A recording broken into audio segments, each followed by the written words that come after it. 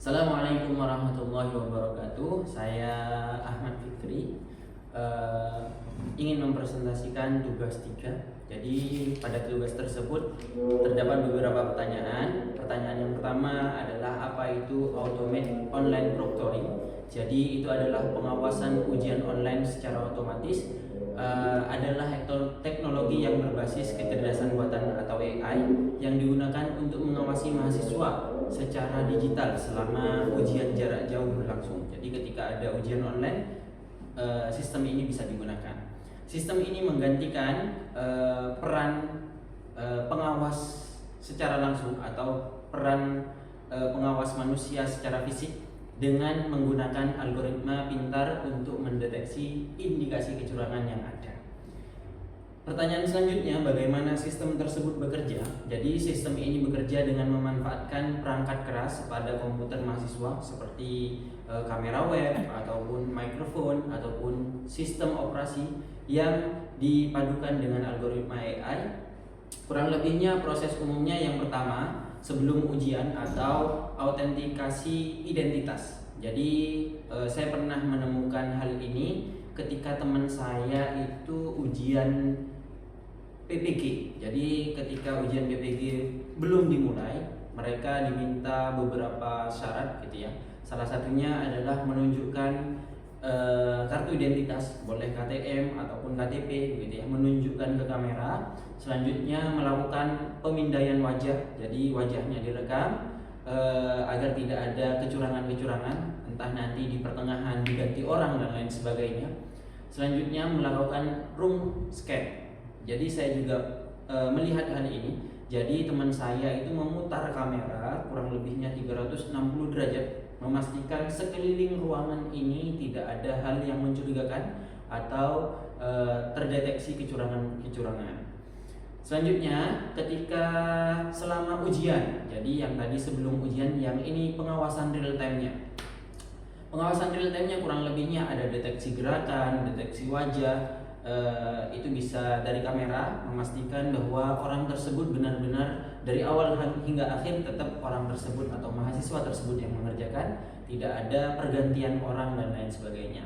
Selanjutnya deteksi suara, biasanya ada suara-suara yang mengganggu. Nah, entah itu bisikan ataupun suara orang lain yang membacakan soal atau membacakan jawaban ataupun hal-hal yang mencurigakan yang terdengar oleh mikrofon gitu ya, yang terdengar dari mikrofon. Selanjutnya penguncian browser atau disebutnya lockdown browser. Jadi browsernya tidak bisa digunakan untuk mengantisipasi kecurangan yang ada seperti mencari jawaban, searching jawaban ataupun copy paste jawaban dan lain sebagainya. Dan yang ketiga adalah pelaporan pos ujian. Jadi AI tidak langsung menggugurkan kalau misalnya ada sistem tidak akan langsung menggugurkan kalau misal ditemukan ada mahasiswa yang berbuat curang ya. Tapi AI akan memberikan bendera merah atau disebutnya dengan flagging pada lini masa video jika mendeteksi aktivitas yang mencurigakan. Dan hasil rekaman dan laporan otomatis ini kemudian diserahkan kepada dosen ataupun pihak universitas untuk ditinjau ulang secara manual sebelum diambil keputusan. Jadi keputusan tetap berada pada dosen ataupun universitas. Pertanyaan yang ketiga, apa manfaat dalam menjaga integritas akademik? Di era kuliah daring seperti ini, salah satunya UT menerapkan hal ini. Sistem ini menjadi benteng utama dalam menjaga kredibilitas nilai dan ijazah universitas melalui beberapa manfaat. Ya, yang pertama adalah mencegah perjokian. Jadi kalau misal kita sering mendengar istilah perjokian, joki ijazah ataupun joki ujian dan lain sebagainya, nah ini bisa diterapkan. Yang kedua adalah meminimalisir akses bantuan luar. Ya, dengan browser yang tadi kita lockdown gitu ya, tidak bisa mengakses searching dan lain sebagainya.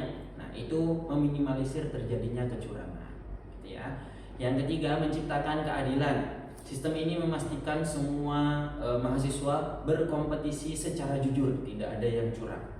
Yang terakhir adalah standarisasi pengawasan. Jadi mungkin kalau misal manusia yang mengawas ya, mungkin ada bisa lelah ataupun luput melihat kecurangan dalam ruangan Zoom besar ataupun karena waktunya lama gitu ya. Tapi AI memiliki fokus yang konsisten dari awal hingga akhir ujian untuk setiap individu. Jadi bisa terdeteksinya lebih memungkinkan insya Allah. Dan yang pertanyaan yang terakhir dari tugas tersebut adalah bagaimana universitas melindungi privasi mahasiswa.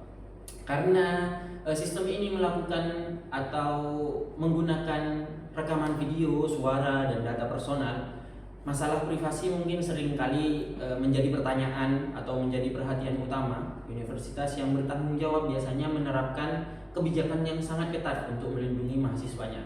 Salah satunya yaitu dengan enkripsi data end-to-end. Ya, semua data rekaman video, suara, identitas mahasiswa seperti KTP ataupun KTM ya, dienkripsi dengan standar keamanan tinggi saat dikirim dan disimpan di server, sehingga tidak ada atau tidak bisa diakses oleh pihak luar yang tidak berwenang ataupun orang yang menggunakan untuk hal-hal yang tidak baik. Selanjutnya, pembatasan hak akses. Rekaman ujian hanya boleh diakses oleh personel tertentu yang berwenang yang sudah disepakati oleh pihak universitas ataupun dosen. Selanjutnya, kebijakan retensi data yang ketat. Universitas menetapkan batas waktu penghapusan data, misalnya setelah nilai keluar maka akan dihapus secara otomatis dan secara permanen, kurang lebihnya 30 hari, 60 hari ataupun 90 hari setelah nilai ujian resmi keluar dan tidak ada sanggah. Selanjutnya yang terakhir adalah transparansi dan persetujuan. Universitas wajib memberikan informasi yang jelas di awal semester mengenai teknologi yang digunakan, data apa saja yang diambil, dan meminta persetujuan tertulis dari mahasiswa sebelum ujian dimulai. Kurang lebihnya itu presentasi saya pada hari ini. Terima kasih atas perhatiannya. Mohon maaf mungkin apabila ditemukan kesalahan entah dari tutur kata dan yang lainnya. Saya mohon maaf sebesar-besarnya. Assalamualaikum warahmatullahi wabarakatuh.